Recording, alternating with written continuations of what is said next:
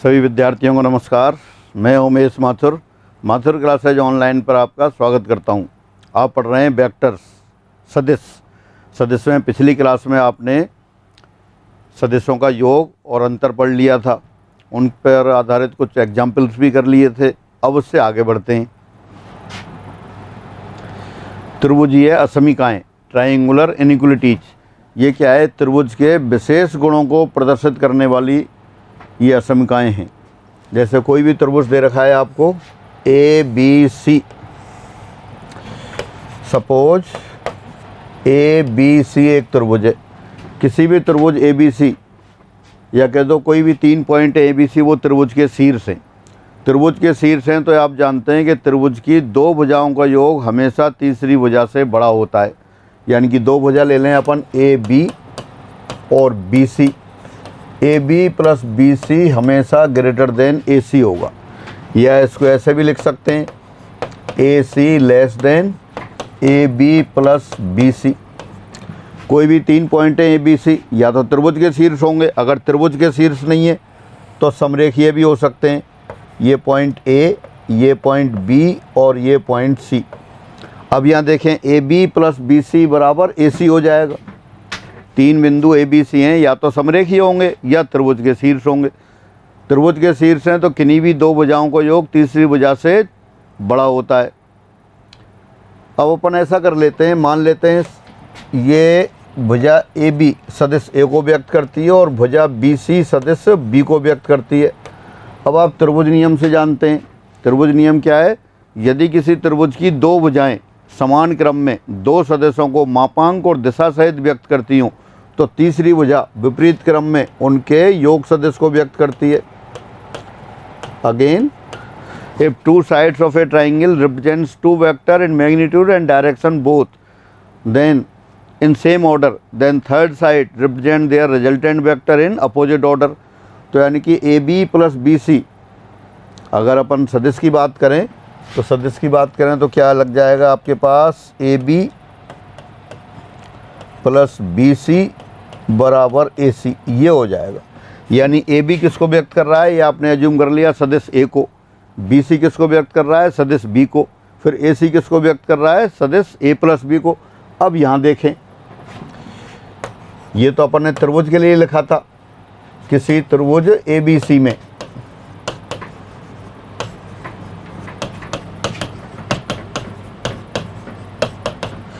क्या लिखा था? A B plus B C greater than A C, और you can say A C is less than A B plus B C. अब अपन लिखते हैं किन्हीं 3 बिंदुओं capital A, capital B, capital C के लिए, for any 3 points A B C. अगेन, for any 3 points A comma B comma C. या तो ये त्रिभुज के शीर्ष होंगे या एक रेखा पर होंगे। त्रिभुज के शीर्ष हैं तब तो क्या है? A C less than A B plus B C. और अगर ये एक लाइन में तो ए सी बराबर A B plus B C. तो दोनों को कंबाइन करके लिख दिया आपने, ए सी लेस देन और equal to A B plus B C. अब यहाँ क्या है? ए सी। ए सी, इस जो ट्राइंगल में ए सी वेक्टर दिखाई दे रहा है जो ए प्लस बी से रिप्रेजेंट है, उसका मापांक है। तो इसका मतलब क्या हुआ? इसका मापांक लिख दिया आपने, mod of A plus B less than और equal to A B. A B यानी कि modulus of vector A B. Vector A B का मॉडुलस क्या है? भुजा ए बी की लंबाई, वो मॉड ऑफ ए आ गया। और इसी तरह बी सी। बी सी यानी कि सदिश बी सी का मापांक, तो आ जाएगा मॉड ऑफ बी। तो आ गया mod of A plus B is less than और equal to mod A plus mod B. इसको अपन दोबारा लिख सकते हैं फिर,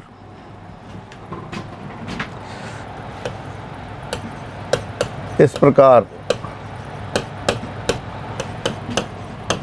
10 mod of A plus B less than और equal to mod A plus mod B. और अगर b के स्थान पर माइनस बी लिख दें, writing minus vector b for vector b सदिश बी के स्थान पर माइनस बी रखने पर,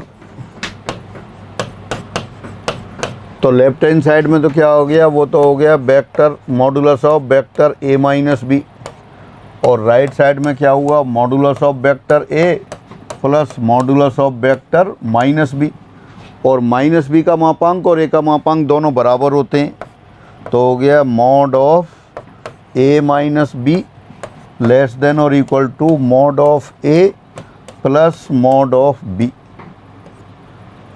यानी कि पहले आपने देखा, पहले क्या लिखा था, पहले आपने लिखा था mod of A plus B less than और equal to mod A plus mod B. अब आ गया mod of A minus B less than और equal to mod A plus mod B, और दोनों को कंबाइंड कर दें। देयरफॉर किन्हीं दो सदस्यों ए और बी के लिए, ए और बी के लिए mod of A plus minus mod of B plus minus B, mod of A plus minus B less than और equal to modulus of A plus modulus of B. ये आ गया, दोनों को कंबाइन कर दिया। यानी कोई भी दो सदस्य हैं ए और बी, तो दोनों सदस्यों के योग या अंतर का मापांक उनके अलग अलग मापांकों के योग से छोटा और बराबर होता है। Mod of A plus B, ये भी mod A plus mod B से छोटा होता है, और mod of A minus B, ये भी mod A plus mod B से छोटा होता है। अच्छा, और देखते हैं, अभी अपन बात कर रहे थे त्रिभुज में कि दो भुजाओं का योग तीसरी भुजा से बड़ा होता है। साथ साथ अपन ये भी जानते हैं कि दो भुजाओं का अंतर तीसरी भुजा से छोटा होता है। किसी त्रिभुज ए बी सी में दो भुजाओं का अंतर A B minus B C less than A C, कोई भी दो भुजाएं ले लें, उनका डिफरेंस तीसरी भुजा से छोटा होता है। और अगर ये समरेख हो जाते ए सी बी, अब यहाँ देखें, अगर आप इसमें देखते हैं तो A B minus B C बराबर ए सी हो जाता है। यानी तीन बिंदु समरेख हों तो दो दूरियों का अंतर तीसरी भुजा के तीसरी दूरी के बराबर हो जाएगा। ये किसी त्रिभुज में है, तो इसका मतलब क्या हो गया, अब किन्हीं तीन बिंदुओं, दोनों को कंबाइन कर देते हैं पहले की तरह, किन्हीं तीन बिंदुओं capital A, capital B, capital C के लिए for any 3 point capital A, capital B, capital C, क्या होगा अपने पास, A B minus B C less than और इक्वल टू ए सी। यानी किन्हीं दो दूरियों का अंतर तीसरी दूरी से छोटा होता है। अब अपन वही पहले की तरह लेते हैं। फिर ये वेक्टर आपका ए बी के द्वारा वेक्टर ए प्रदर्शित हो रहा है, बी सी के द्वारा वेक्टर बी प्रदर्शित हो रहा है, तो ए सी के द्वारा क्या हो जाएगा, वेक्टर ए प्लस बी हो जाएगा। तो modulus of A B minus B C, A B क्या है, ए बी है वेक्टर ए बी का मॉडुलस, और वेक्टर ए बी किसको डिनोट कर रहा है, ए को, तो यानी कि ये हो जाएगा mod of A minus mod of B, फिर होल मॉडुलस लेस देन और equal to mod of A plus B. और अगर बी के स्थान पर माइनस बी रख दें यहाँ, अब बी के स्थान पर माइनस बी रखने पर, substituting minus B for B, B get modulus of mod A minus mod of minus B less than और equal to mod of A plus of minus B. A plus of minus B, वो तो ए minus B होता है, तो ये क्या हो गया आपके पास, यहाँ हो गया मॉडुलस ऑफ ए, ये पर निशान लगा देता हूँ, ये डिफरेंस को व्यक्त कर रहा है। ऊपर वाला सिंबल और नीचे वाला सिंबल दोनों सेम है, ये भी दो सदस्यों के मापांक के अंतर को व्यक्त कर रहा है, और ये भी लेस देन और equal to mod A minus B. तो ये हुआ, यानी कि दो सदस्यों के, पहले तो अपन ने क्या लिखा था, अंतर का मापांक उनके योग से छोटा और यहाँ डिफरेंस से छोटा।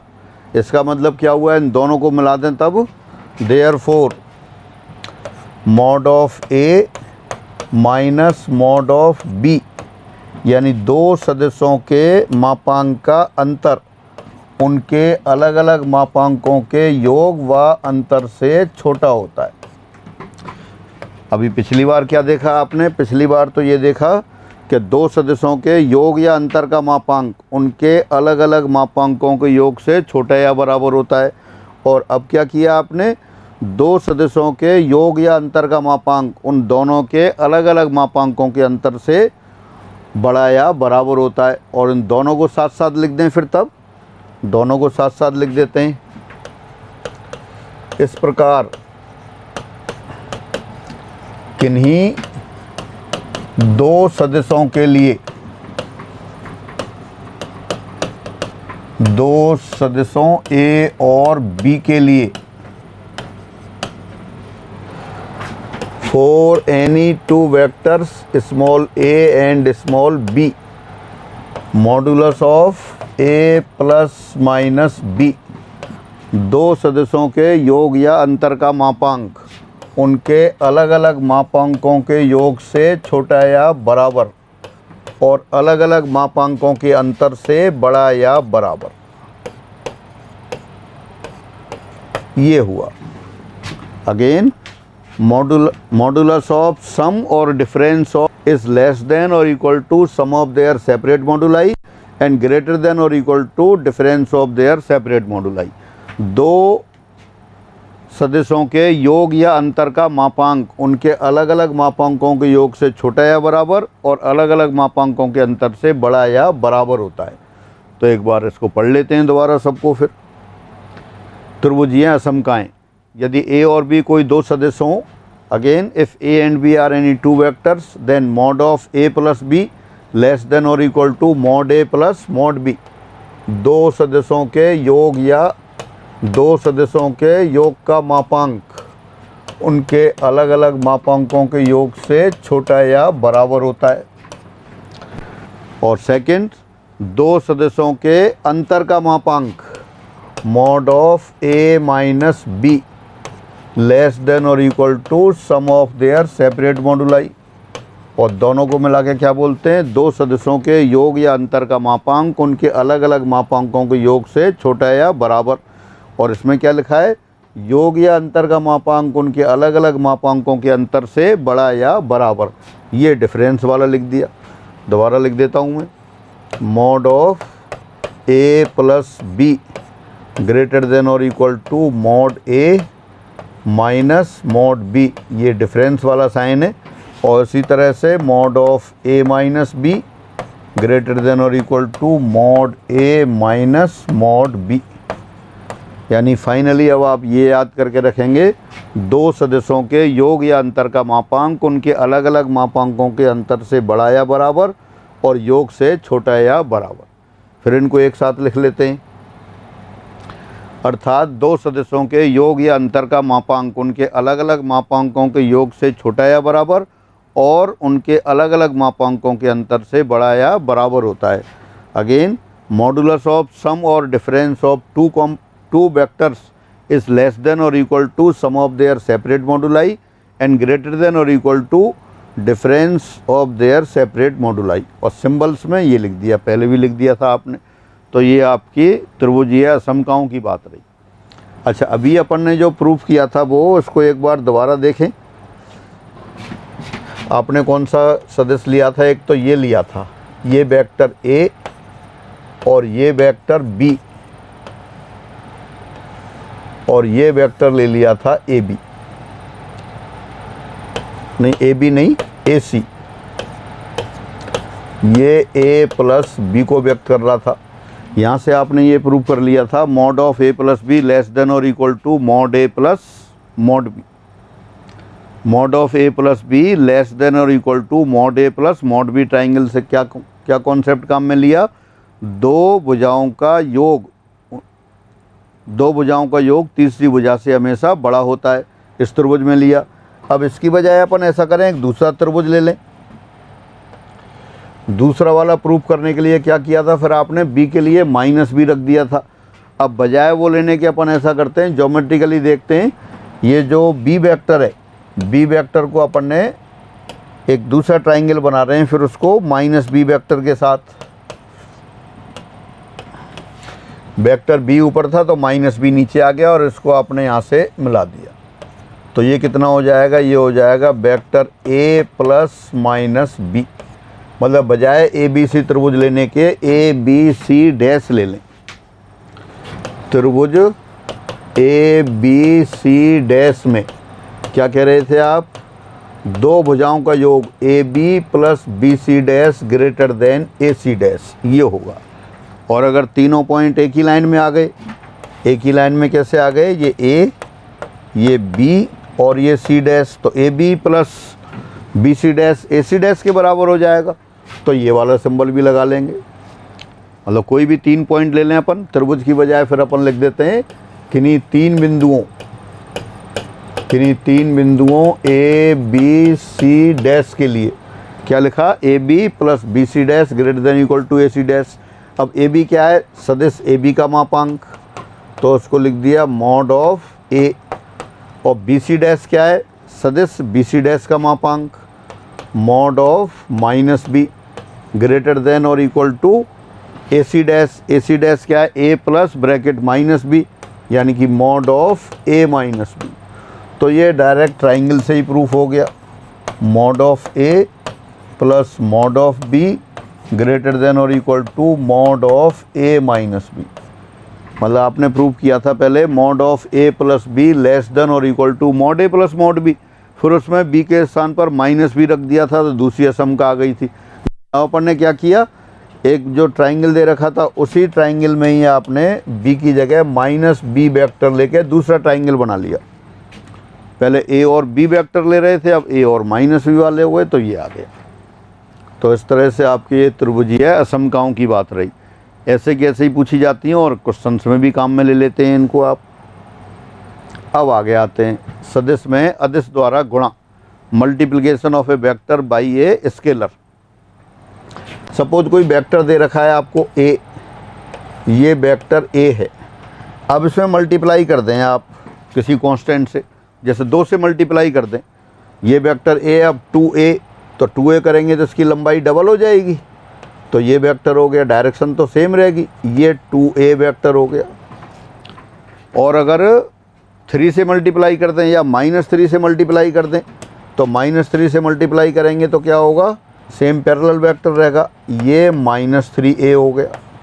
तो फाइनली ये रहा कि अगर एक सदिश दे रखा है कोई भी, उसमें किसी अदिश से मल्टीप्लाई कर दें तो सदिश का जो मापांक है वो तो अदिश के गुना हो जाएगा और डायरेक्शन समान रहेगी यदि धनात्मक अदिश से गुणा कर रहे हैं, और विपरीत हो जाएगी यदि ऋणात्मक से गुणा कर रहे हैं। जैसे वेक्टर ए लिया, वेक्टर ए में 2 से मल्टीप्लाई किया तो डायरेक्शन तो वही रही सेम, लेकिन उसका मापांक कितना हो गया, डबल हो गया। और 3 से मल्टीप्लाई किया तो 3 गुना हो गया, लेकिन -3 से किया है तो डायरेक्शन क्या है, विपरीत हो गई।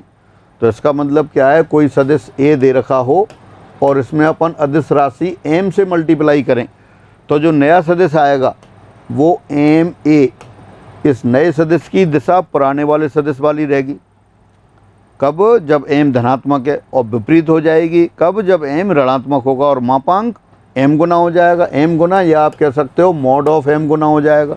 अगर m पॉजिटिव है तो m गुना, m नेगेटिव है तो मॉड ऑफ m गुना। तो इस तरह से आपके किसी भी सदिश में अदिश द्वारा गुणा कर सकते हैं आप। अब इसको पढ़ लेते हैं एक बार। सदिश में अदिश द्वारा गुणा, multiplication of A vector by a scalar. माना ए एक सदिश है और m एक अदिश है, तब सदिश m इंटू ए, यानी कि m का a में मल्टीप्लाई कर दिया आपने, तो कैसा सदिश होगा, एक ऐसा सदिश होगा जिसका मापांक a के मापांक का मॉड ऑफ m गुना, और m a की दिशा कितनी होगी, इसका आलम तो वही सेम होगा या उसके समांतर होगा, और दिशा a के समांतर होगी जबकि m पॉजिटिव हो, और a के विपरीत होगी जबकि m नेगेटिव हो। तो इस तरह से आपने ये अदिश द्वारा गुणा की बात रही। जैसे अभी हम न्यूमेरिकल देख रहे थे आप पहले, न्यूमेरिकल में क्या देख रहे थे, 2 से मल्टीप्लाई कर रहे थे तो डायरेक्शन सेम थी, और जब -3 से मल्टीप्लाई कर रहे थे तो डायरेक्शन अपोजिट हो गई थी। एक बार और पढ़ लेते हैं।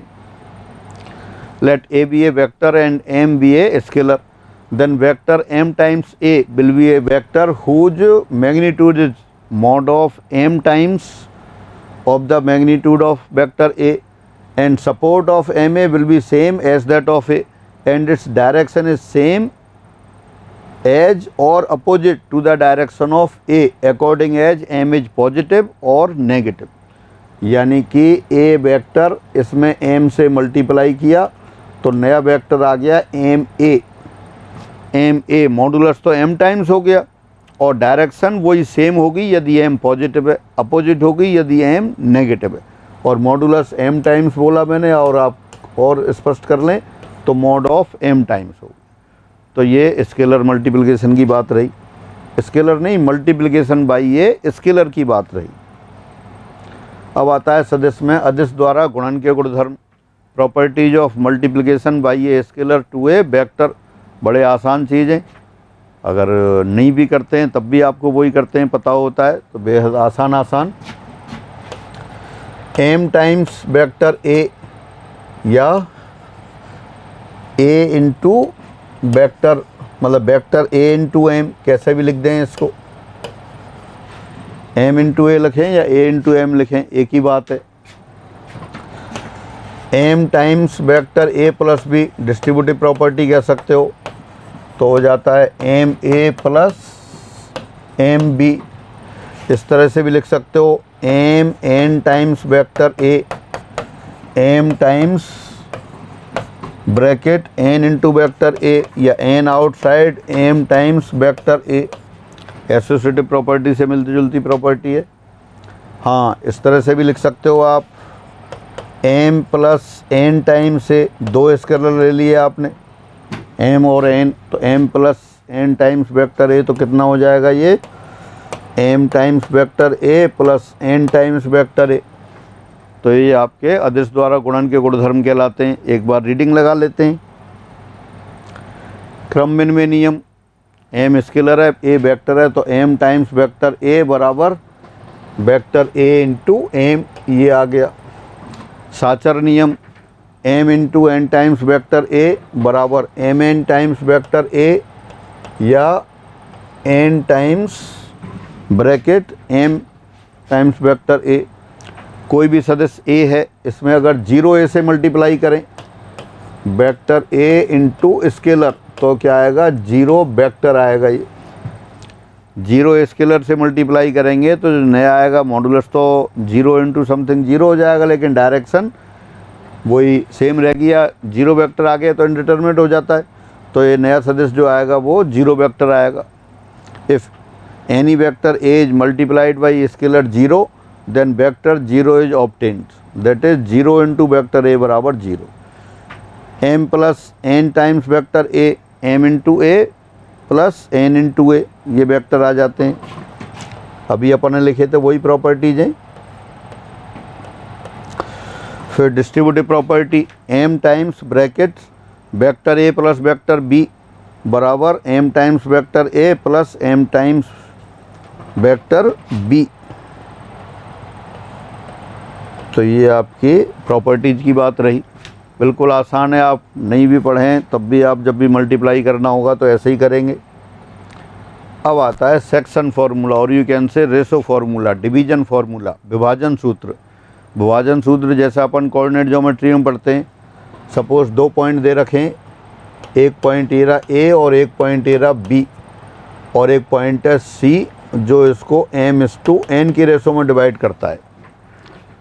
ए और बी 2 पॉइंट हैं, और ए और बी को मिलाने वाली जो रेखाखंड है उस पर कोई अंदर सी बिंदु है, तो अपन कह सकते हैं सी पॉइंट ए बी को इंटरनली आंतरिक रूप से m/n की रेशो में डिवाइड कर रहा है। ए का पोजीशन वेक्टर आपने एज्यूम कर लिया स्मॉल a है, बी का पोजीशन वेक्टर स्मॉल b है, और सी का पोजीशन वेक्टर स्मॉल c है। तो सी अगर ए बी को m/n की रेशो में डिवाइड करता हो तो सी का पोजीशन वेक्टर क्या आ जाएगा, c equal to M times vector B plus N times vector A upon M plus N, ये आएगा। दोबारा से ए और बी दो पॉइंट हैं, दोनों को ज्वाइन करने वाली लाइन ले लिया आपने ए बी। ए का position vector small A, B का पोजीशन वेक्टर स्मॉल सी, और suppose a point C divides A B internally in the ratio m is to n, then position vector of C is given by m times vector B plus n times vector A upon m plus n। और अगर यदि बिंदु D, C की जगह D ले लें अपन, D ए B को m is to n के अनुपात में बाह्यतः विभाजित करता हो, बाह्यतः यानी एक्सटर्नली, तब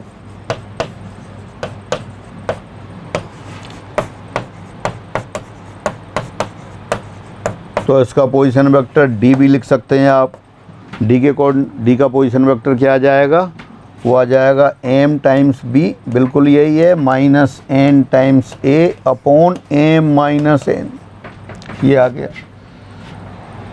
ए और बी दो पॉइंट दे रखे हैं। अब ये एक्सटर्नली डिवाइड कर रहा है। एक्सटर्नली पहले तो सी पॉइंट कहाँ था, ए और बी को मिलाने वाले रेखाखंड के इनसाइड था, अंदर था। अब ए और बी को ज्वाइन करने वाली रेखाखंड के आउटसाइड होगा, और क्या होगा पोजीशन वेक्टर उसका, m times b minus n times a upon m minus n। अगर ए बी का मिड पॉइंट लिख दें, mid point of A B के मध्य बिंदु का स्थिति सदिश, position vector of mid point of A B,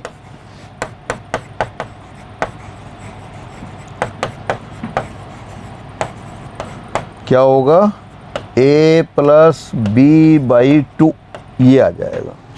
ये ए बी के मिड पॉइंट का पोजीशन वेक्टर आ गया। तो ये विभाजन सूत्र की बात रही। एक बार दोबारा पढ़ लेते हैं इन रिजल्ट्स को।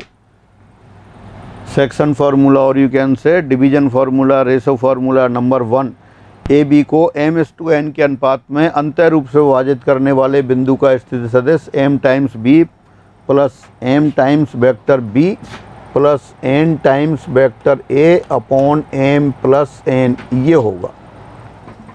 और रिजल्ट लिख सकते हैं इसके, हाँ, let a and b the position vector of 2 points, capital A and capital B, then position vector of a point which dividing AB internally in the ratio m is to n is given by, वही लिख दिया है, m times vector B plus n times vector A upon m plus n।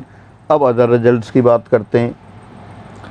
AB को m is to n के अनुपात में बाह्यतः विभाजित करने वाले बिंदु का स्थिति सदिश, position vector of point which divides AB externally in the same ratio m is to n, क्या होगा, जो अभी लिखा था आपने, m times vector b minus n times vector a upon m minus n, ये होगा।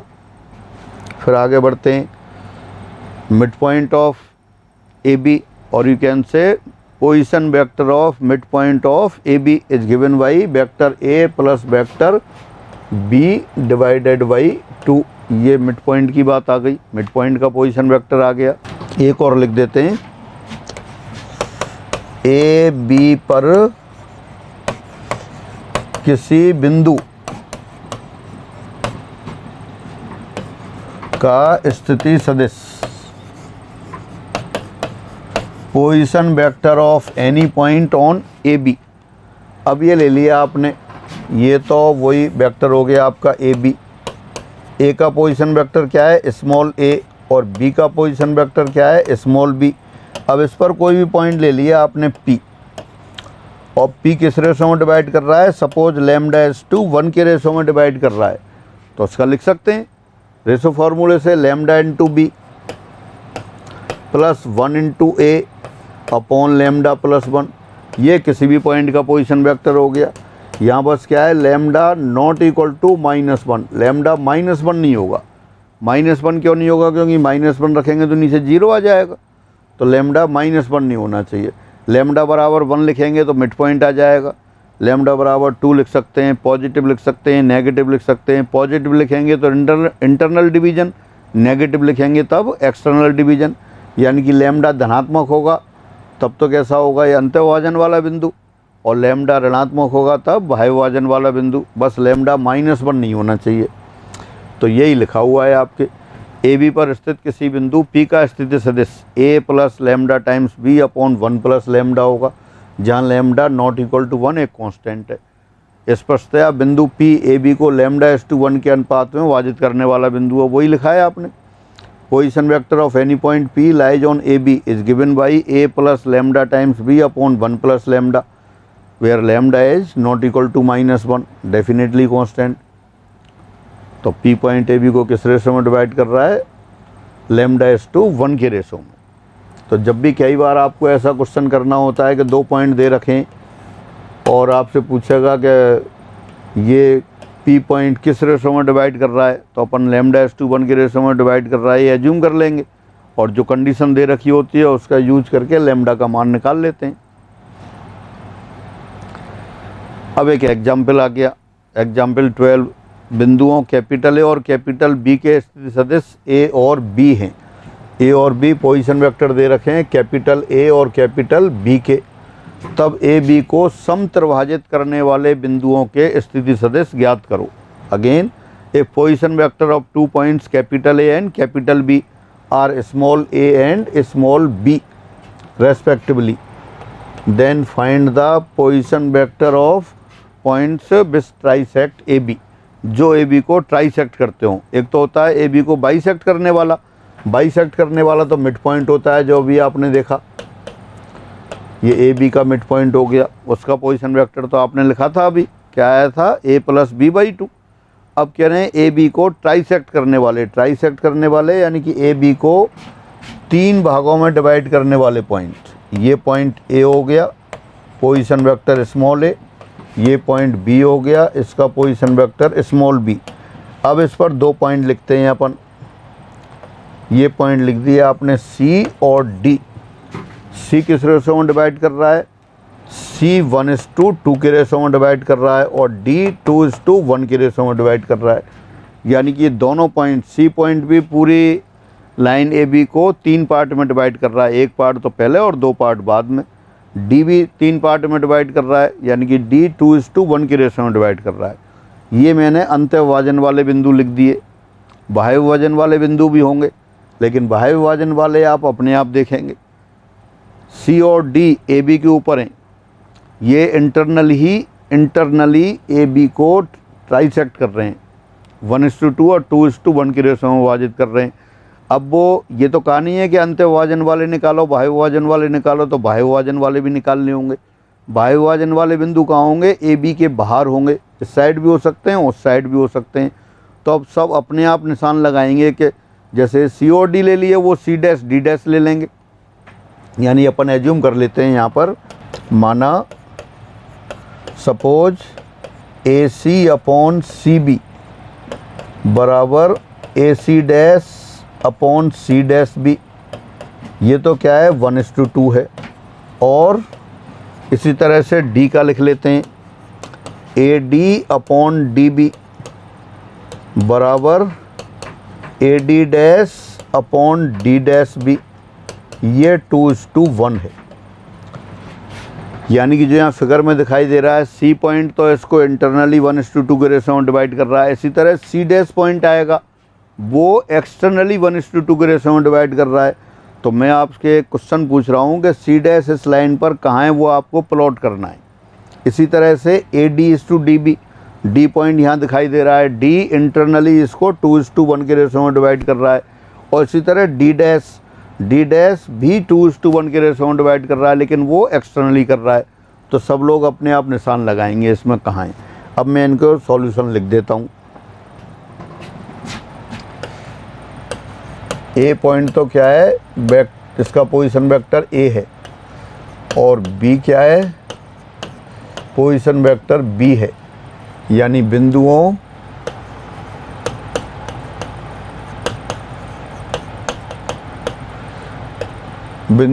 ए और बी को पहला तो लिखते हैं अंत्य रूप से, इंटरनली समत्रिभाजित करने वाले बिंदुओं के स्थिति सदिश। अंतः रूप से समत्रिभाजित करने वाले बिंदु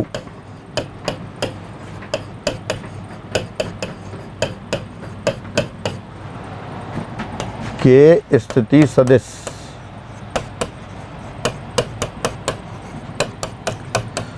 तो सी और डी अभी देख ही रहे थे आप, वही कर लेते हैं अपन।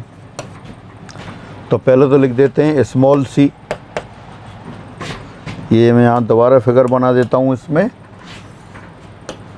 ये ए, ये सी, ये डी और ये आपका बी, ये 1:2 के रेशो में और ये 2:1 के रेशो में। तो डायरेक्ट फार्मूला लिख देते हैं। अब सी का पोजीशन वेक्टर क्या आएगा, ये 1 × बी प्लस 2 × ए अपॉन 1 + 2 और डी का पोजीशन वेक्टर क्या आएगा, डी किस रेशो में डिवाइड कर रहा है, 2:1 के रेशो में। तो डी का आएगा यहाँ से आपके पास 2 × बी प्लस 1 × ए अपॉन 2 + 1। ये तो आपके इंटरनल डिवीजन वाले हो गए। अब इनको एक्सटर्नल वाले लिख देते हैं, वो भी यही आएंगे। सी डैश कैसे डिवाइड कर रहा है, 1:2 के रेशो में। तो इसी फार्मूले को लगा देते हैं बस। प्लस के लिए क्या आ जाएगा, माइनस है, तो हो जाएगा ये 1 × बी माइनस 2 × ए अपॉन 1 - 2 और डी डैश क्या आ जाएगा, डी डैश आ जाएगा 2 × बी माइनस 1 × ए अपॉन 2 - 1, ये आ गया। अब 1 - 2 ये -1 आएगा तो इसको अपन नेगेटिव करके लिख देते हैं। सी डैश बराबर ये कितना आएगा, 2a - b और डी डैश बराबर आ गया 2b - a।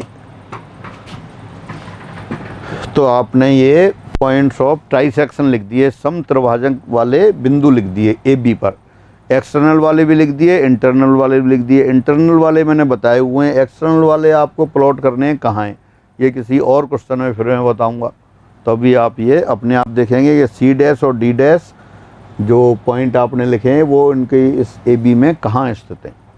अब आगे बढ़ते हैं। एग्जाम्पल 13, बिंदुओं कैपिटल ए और कैपिटल बी जिनके स्थिति सदिश क्रमशः 6b - 2a और 7a - 15b हो को मिलाने वाली रेखा को 1:2 के अनुपात में अंतः रूप से विभाजित करने वाले बिंदु का स्थिति सदिश ज्ञात कीजिए। बेहद आसान हो गया। ये ए पॉइंट और ये बी पॉइंट कैसे डिवाइड करना है आपको, 1:2 के रेशो में। मान लेते हैं वो कैपिटल सी है। एक बार दोबारा पढ़ लेते हैं। A position vector of 2 points capital A and capital B are 6b - 2a and 7a - 15b respectively. Then find the position vector of point which divides AB internally in the ratio 1:2। 1:2 के ratio में divide करने वाला point चाहिए। तो देखिए क्या लिखें, या ये आपका 6b - 2a और ये 7a - 15b। तो देखिए 1 × b सी का स्थिति सदिश position vector of point C.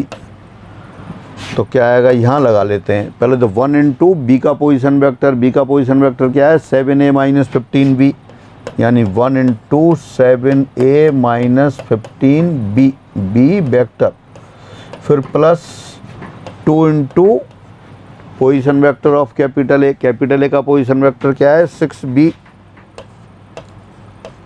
- 2a, ये है, अपॉन 1 + 2, ये आ गया। बस कैलकुलेट कर लेते हैं। देखिए कितना आ गया, 7a और वहाँ से आएगा -4a, यानी कि ये 3a आ गया। -15b और +12b, -15 + 12 -3b हो गई और डिवाइडेड बाई 3। तो दिस इम्प्लाइज सी का पोजीशन वेक्टर आ गया आपका a - b, यानी कि जो 2 पॉइंट दे रखे थे कैपिटल ए और कैपिटल बी, उनके पोजीशन वेक्टर दे रखे थे, उनको 1:2 के रेशो में डिवाइड करने वाले पॉइंट के कोऑर्डिनेट को पोजीशन वेक्टर क्या आ गया, a - b आ गया आपके पास। फिर आगे बढ़ते हैं। एग्जाम्पल 14, यदि दो बिंदुओं कैपिटल ए और कैपिटल बी के स्थिति सदिश क्रम से स्मॉल ए और स्मॉल बी हों तो बढ़ी हुई ए बी पर बिंदु सी इस प्रकार है कि ए सी बराबर 3AB, तब सी का स्थिति सदिश लिखो। दोबारा पढ़ लेते हैं। A position vector of 2 points capital A and capital B are small A and small B respectively, then a point C on extended AB is such that AC equal to 3AB, then find the position vector of point C। तो देखें एक बार तो इसका छोटा सा figure बना लेते हैं। ये हो गया वेक्टर वो पॉइंट A और ये वेक्टर B। अब क्या कह रहा है, पोजीशन वेक्टर ऑफ 2 पॉइंट्स दे रखे हैं, then a point C on extended AB। अब C को बढ़ा दिया आपने, B पॉइंट थोड़ा चेंज कर देते हैं अपन,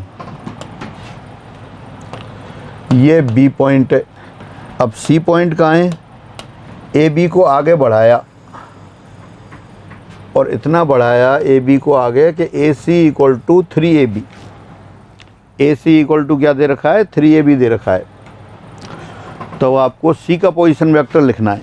तो एज्यूम कर लेते हैं अपन, माना C का स्थिति सदिश स्मॉल c है।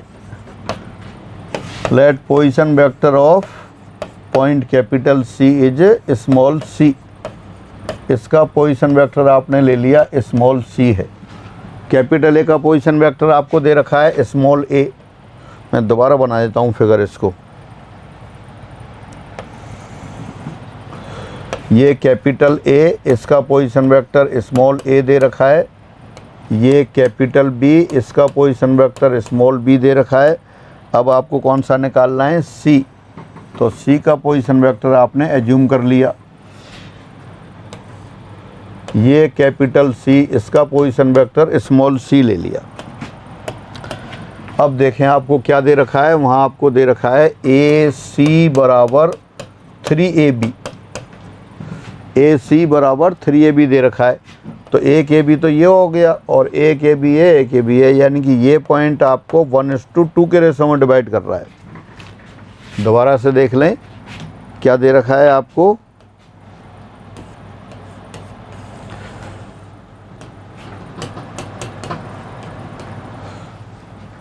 हाँ ये दिया हुआ है कि A और B दो पॉइंट हैं, उनके पोजीशन वेक्टर स्मॉल a और स्मॉल b हैं, और C एक ऐसा पॉइंट है जो AB को बढ़ाने पर है, और AB को कितना बढ़ाया, इतना बढ़ाया कि AC बराबर 3AB आ गया।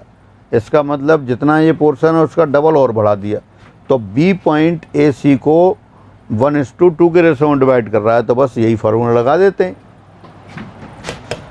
Since AB is to BC बराबर 1:2, तो देयरफॉर B का पोजीशन वेक्टर स्मॉल b, और ये 1 × C प्लस 2 × A अपॉन 1 + 2, ये लिख दिया आपने। बजाय आपने C के पोजीशन वेक्टर निकालने के अपन ने मान लिया C, और अपन ने ऐसा देखा कि B AC को डिवाइड कर रहा है 1:2 के रेशो में। तो कितना आ गया यहाँ से, ये 3B बराबर C plus 2A। This implies small c बराबर 2A माइनस 3B। तो ये आपका पोजीशन वेक्टर आ गया। अपन C किस रेशो में डिवाइड कर रहा है ये अपन ने निकाला ही नहीं। अपन ने तो सिर्फ ये देख लिया कि B AC को 1:2 के रेशो में डिवाइड कर रहा है, और वो फार्मूला लगा दिया आपने। अब इसको दोबारा करते हैं। माना AB ये दो पॉइंट हैं जो आपको दे रखे थे, A का पोजीशन वेक्टर स्मॉल a और B का पोजीशन वेक्टर स्मॉल b, और AB को आगे बढ़ा दिया C तक। और यहाँ क्या दे रखा है आपको, AC बराबर 2AB 3AB, AC बराबर 3AB ये दे रखा है। तो इसका मतलब क्या है, since AC equal to 3AB, therefore AC is to BC।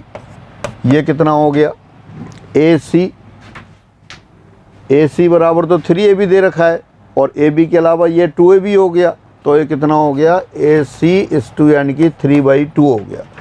तो देयरफॉर बिंदु C AB को बाह्य रूप से एक्सटर्नली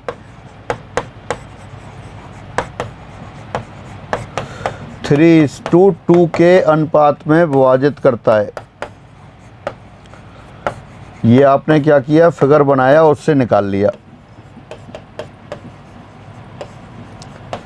अब इस तरीके से अपन उसका आंसर निकाल लेंगे। फाइनली ये हो गया। आपको दे रखा था AC = 3AB, इसका AC जब 3AB है तो AC में से अगर AB हटा दें तो BC कितना हो जाएगा, BC 2AB के बराबर हो जाएगा। देयरफॉर BC बराबर कितना हो गया, 2AB। इसका मतलब ये हुआ AC/BC बराबर 3:2 हो गया।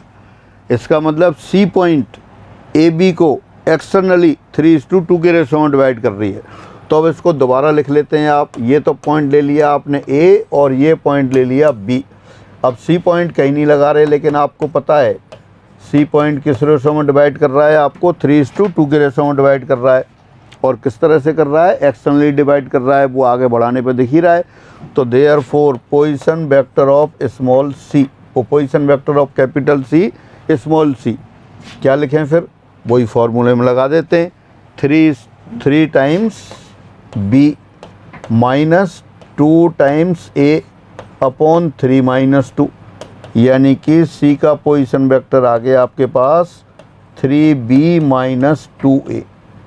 अब अपन ने क्या किया, एक्चुअल रेशो निकाला कि C पॉइंट AB को किस रेशो में डिवाइड कर रहा है, और फिर रेशो वाला फॉर्मूला लगा दिया। क्या आ गया आपके पास, 3B - 2A। देखें पहले क्या आया था, पहले भी यही आया था। अरे पहले 2A - 3B दिखाई दे रहा है, 1 मिनट दोबारा देखते हैं। C डिवाइड कैसे कर रहा है, AC/2 3:2, तो 3:2 किया तो आपका आएगा ये 3B - 2A अपॉन 3 - B, तो 3B - 2A आ रहा, और आगे लिखा है 2A - 3B। ये कैसे, 3B - 2A, ये पहले पिछले वाले में गलत कर दिया। यहाँ देखो ये 3B = C + 2 है, तो C = 3B - 2A आएगा, पहले गलत लिख दिया था, तो उसको सही करते हैं।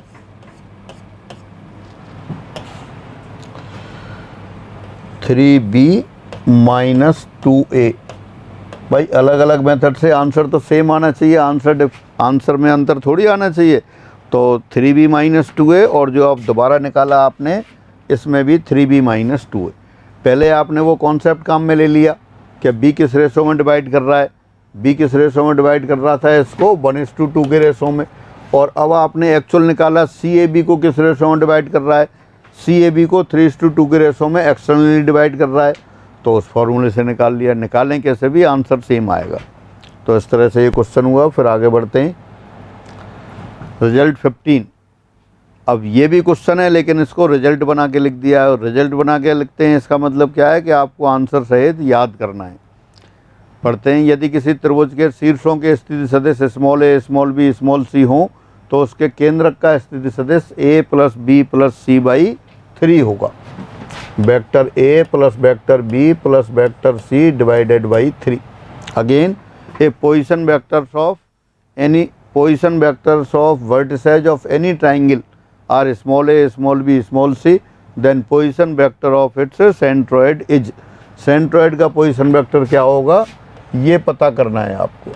तो अपन एज्यूम कर लेते हैं, suppose ABC is a triangle. ये ट्राइंगल ले लिया आपने, ABC is a triangle, and position vector of vertices are small a, small b, small c respectively.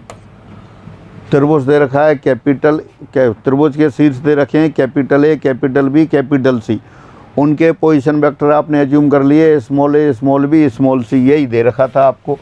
अब इसका सेंट्रोइड क्या होता है, सेंट्रोइड आप जानते हैं point of intersection of medians, मध्यकाओं का प्रतिच्छेद बिंदु। मध्यकाएँ क्या हैं, त्रिभुज के शीर्ष को सामने वाली भुजा के मध्य बिंदु से मिलाने वाला पॉइंट, ये तो डी हो गया, ये ई हो गया, ये एफ हो गया। तो ए से जाने वाली मध्य का क्या हो गई, ए डी हो गई। और ए डी को 2:1 के रेशो में जो डिवाइड करने वाला पॉइंट होगा वो सेंट्रोइड जी होगा। दोबारा से बी सी का मिड पॉइंट डी लिया, बी सी का mid point D, B C का मध्य बिंदु डी है, ये आपने मान लिया है। और ए डी को 2:1 के अनुपात में विभाजित करने वाला बिंदु कैपिटल जी है। और जो कैपिटल जी होगा वही क्या हो जाएगा, वही केंद्रक हो जाएगा।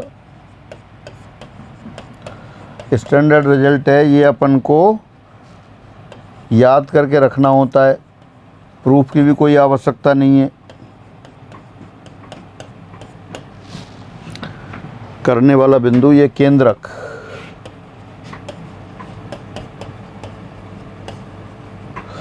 आप जानते हैं point of intersection of medians is centroid of the triangle. तो अब आपको इसको नेक्स्ट पेज पर लेते हैं। ये ट्राइंगल हो गया, वही वाला फिगर दोबारा बना दिया, ए बी सी। अब मिड पॉइंट ऑफ बी सी,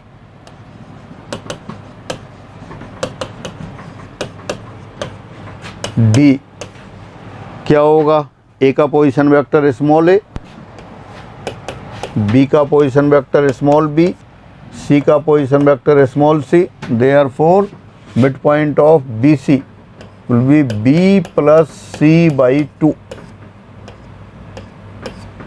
ये बी सी के मिड पॉइंट का पोजीशन वेक्टर हो गया, ये आप पहले से जानते हैं। और आप जानते हैं सेंट्रोइड मीडियंस को 2:1 के रेशो में डिवाइड करता है। तो वह यहाँ पे आपने क्या किया, ये एक मीडियन ले ली यहाँ से, और मीडियन ले ली, उस पर एक पॉइंट लिया आपने जो 2:1 के रेशो में डिवाइड कर रहा है, वो डेफिनेटली जी है। सिंस जी मीन्स सेंट्रोइड, केंद्रक, divides A D in the ratio 2:1, इसलिए जी के कोऑर्डिनेट निकाल सकते हैं। चूंकि जी ए डी को 2:1 के अनुपात में विभाजित करता है, तो देयरफॉर जी। अब जी बता दो क्या लिखेंगे, वैसे आवश्यकता नहीं है पर चाहें तो फिर भी आप साइड में एक फिगर बना लें। यहाँ पर एक ये बना दिया आपने ए डी, ये आपका जी हो गया जो 2:1 के रेशो में डिवाइड कर रहा है। तो 2 into position vector of D, D का पोजिशन वेक्टर कितना है, B plus C by 2, vector B plus vector C divided by 2 plus 1 into A, और नीचे क्या आ जाएगा 2 + 1।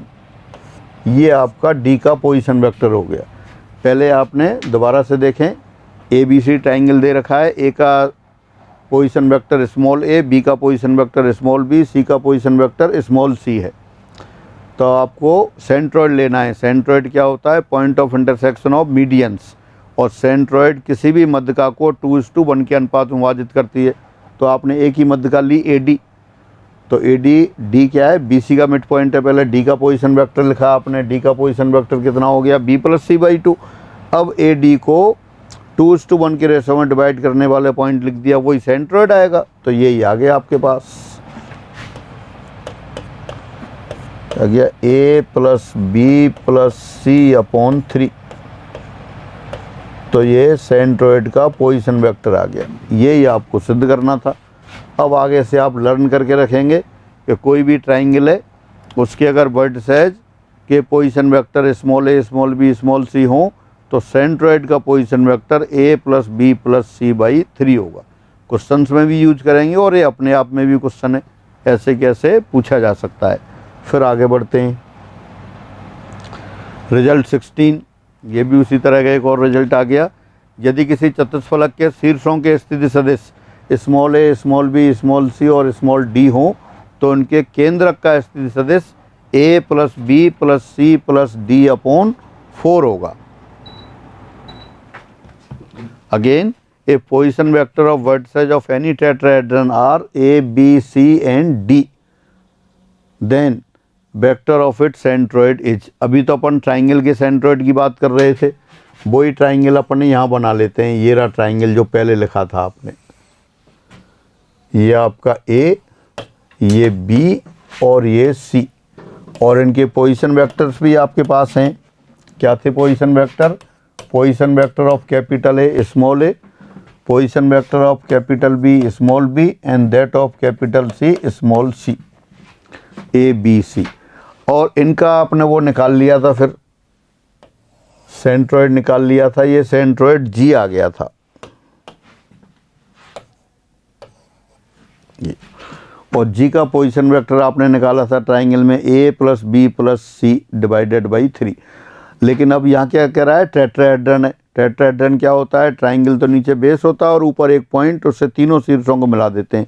अब एक पॉइंट डी होगा इस प्लेन के ऊपर, डी से ए को मिलाएंगे, बी को मिलाएंगे, सी को मिलाएंगे, तब वो डी ए बी सी या कह दो ए बी सी डी एक टेट्राहेड्रन बन गया। अब उसका सेंट्रोइड कहाँ होगा? जो चौथा शीर्ष है डी, डी को इससे मिला देंगे, इस डी को जी से मिला दें, और डी को जी से मिला दें, तब इसको जो 3:1 के रेशो में डिवाइड करेगा, मान लो वो जी1 है, वो टेट्राहेड्रन का यानी चतुष्फलक का केंद्रक होगा।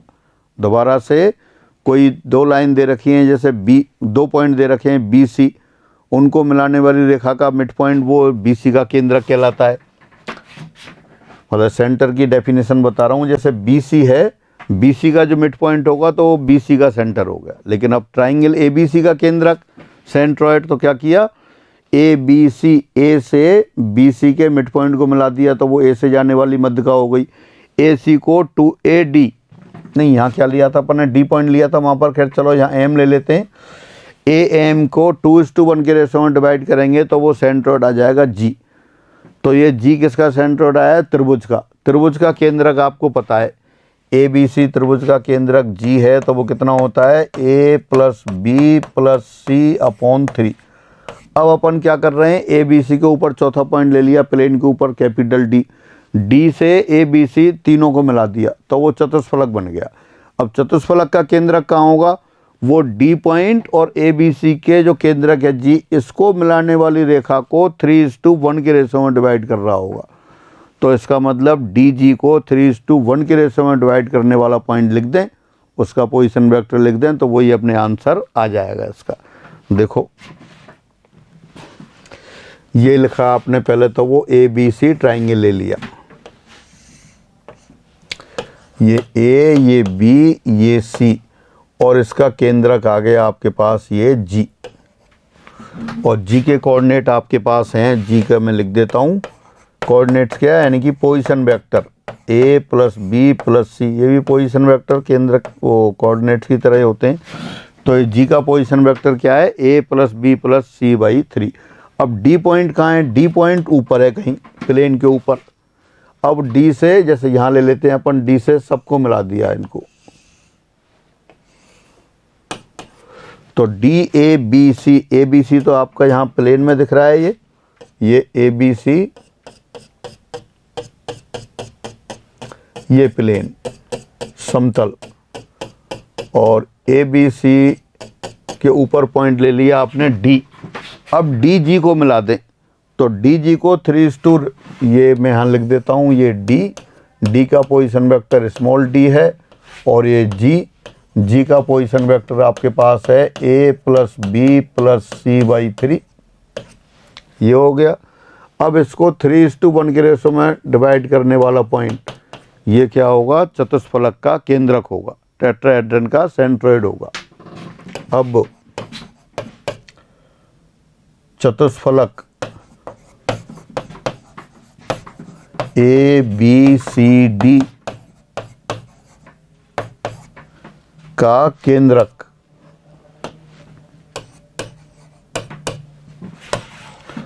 क्या नाम दिया है उसको, G1, तो G1 लिख देते हैं। 3:1 के रेशो में तो 3 इंटू ये वाला कोऑर्डिनेट, तो क्या आ जाएगा वो 3 into A plus B plus C divided by 3 plus 1 into D और डिवाइडेड बाई 3 प्लस 1, ये आया।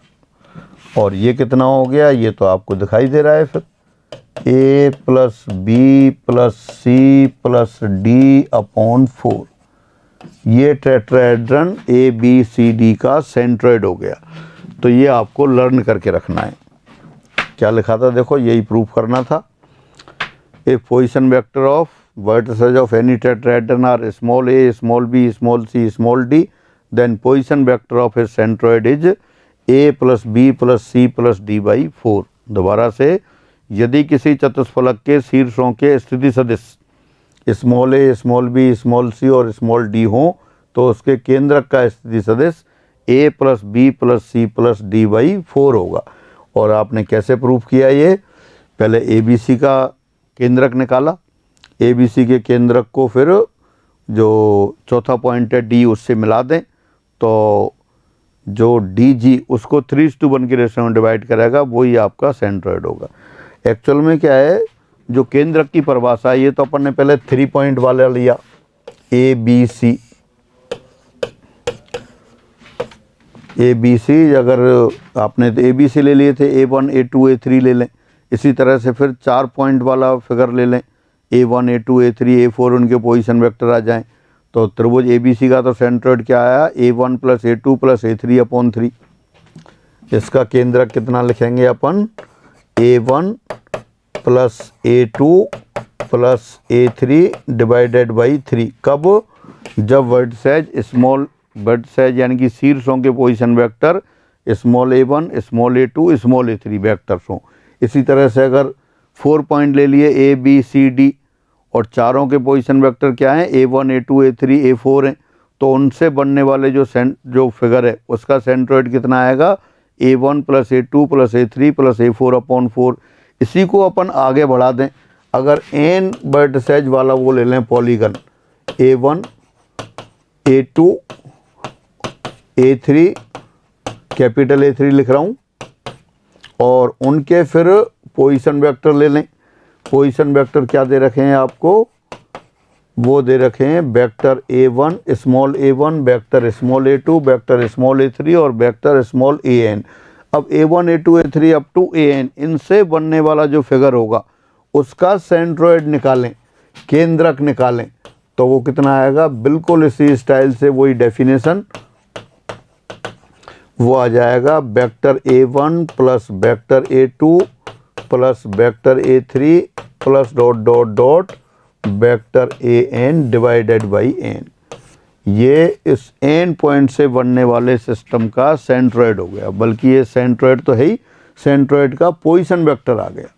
तो अपन ने ट्राइंगल का याद किया, टेट्राहेड्रन का याद किया। इसी तरह से n साइड पॉलीगन हो, उसके n वर्टिसेज हैं, capital A1, capital A2, capital A3 up to capital AN, और सभी के position vector small A1, small A2, small A3 और स्मॉल AN हो, तब उसका सेंट्रोइड जो होगा वो इससे दिया जाएगा, या सेंट्रोइड का जो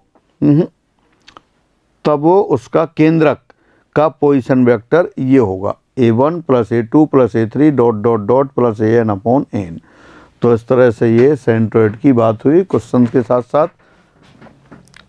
तो आज की क्लास में अपन इतना ही रखते हैं। आज आपने रेशो फार्मूला देखा और रेशो फार्मूले पर आधारित फिर कुछ क्वेश्चंस किए, फिर बाकी अगली क्लास में करते हैं। सभी को नमस्कार।